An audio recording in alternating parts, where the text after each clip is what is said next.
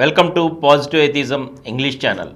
Today I am going to read out to you an article on My Family Values Atheism, an article by Barbara Ehrenreich, a famous, widely published columnist, and she is from USA. This article is in her own words. I have to talk about my family a little bit. There is the reason, in my case, why the constant linkage of God, family, and flag is upsetting to me, and it has to do with the history of my particular family. I am a fourth generation atheist. My free thinking ancestors were not members of the liberal elite who are always getting bashed for being anti religious, who are so hated by the current conservative elite. My atheist ancestors were miners, railroad workers, farmers, farm workers. Once they had been religious people, and many of them Catholics. The story is told that my great grandmother, a Montana farm woman named Mammy, sent for a priest when her father was dying. The priest did not want to be bothered, and he sent back a message to Mammy that he should come there, but only if she would pay him a fee of $25, which was a huge sum in those days and way beyond the means of my great grandmother. So, her father died without the consolation, whatever it may have been, of the sacrament. A couple of years after her father died, Mammy herself lay dying in childbirth at an all too young age. This time, a priest showed up without being called to administer last rites to her. Good Catholic woman, right? Mammy, she had to have last rites. She had never forgiven the church for the circumstances of her father's death. So, when the priest placed the cross on her chest, she sat up with her last burst of strength and threw it across the room. Then she lay back and died. This is the story I was told as a child to explain how my family had become atheists long ago.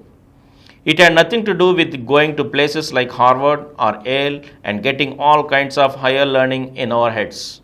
But as I learned later, my family was hardly unique. It wasn't until I was an adult and I found this out and I grew up thinking that we were very strange, that there's nobody like this.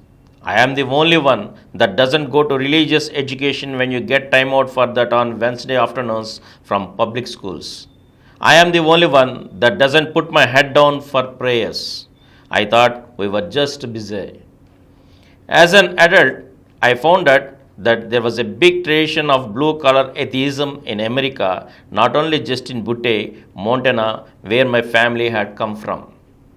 I learned through my research that there is a vast and largely forgotten tradition of blue collar atheism in America, usually called free thought in the 19th century. Appropriately enough, I learned this through books. I had to research this in libraries. That was my moment of discovery of my roots. These people weren't my genetic ancestors that I was reading about, but I found the tradition that my family came out of. I realized that I wasn't just part of some bizarre little family that didn't fit in, but I was a part of a tradition which had been almost eliminated, but that went back at least to the 19th century in this country. At one time, there were dozens of free thought newspapers published throughout the United States. The free thought movement was very much connected to movements for social change of different kinds. In the Northeast, the free thought movement was linked to the working men's movement of the early 1800s, which was a progenitor of the trade union movement. In the West, it flourished among miners and other low-paid working people who were drawn to the Ublis and other unions at the early part of this century. Everywhere you found free thinkers. You also found people were getting involved in women's suffrage, in abolition, who were involved in things like unions and other struggles. These were, by and large, poor people whose distrust of priests and ministers was part and parcel of their hatred of bosses and bankers. Their ethos was put very briefly, think for yourself, because those who offer to do your thinking for you are usually planning to get hold of your wallet. This is a very clear-headed kind of skepticism. This is the family tradition I came out of and I am proud to claim as my own. When I mention this, I sometimes get some funny looks like I must be some kind of morality depraved degenerate nihilist. This is because the common religionist view is that religion is the only possible source of morality, which is a funny idea of morality. That is, that there is no point in doing good unless you are going to be rewarded for it someday after you are dead, of course. My dad was a really hardline atheist. I am not as hardline as he is.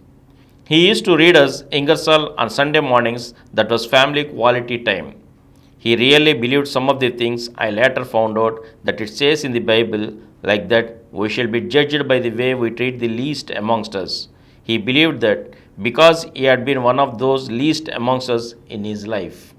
He is a strange story from our great grandfather John Howes, whose earliest rebellion against religion, I am slightly embarrassed to say, was to pee in the holy water before Easter service when he was a young Catholic boy in Canada. Later, he moved to Butte and he spent many years working in the copper mines, and he saved while working in the mines over these years enough money to achieve his dream of buying a small farm. The story is that he hitched up his wagon and drove out of Butte. Goodbye mines, I am out of here.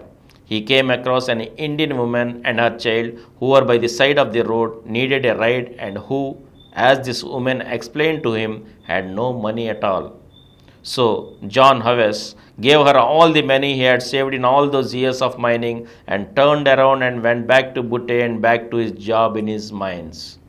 I can't attribute any fancy existential philosophy to my great granddad. I have no idea why he did that or what was going through his mind, but I think the idea was if there is no God or no evidence of God, and certainly no evidence of morally engaged God, then we have a great moral burden to carry. If there is no moral God, then whatever moral actions are taken in the world have to be taken by us. This is how I was raised, and this is how my children were raised. Do good, not because God is watching, but because no God is watching. And here ends the article, and we'll meet again in the next episode with another article. Thank you.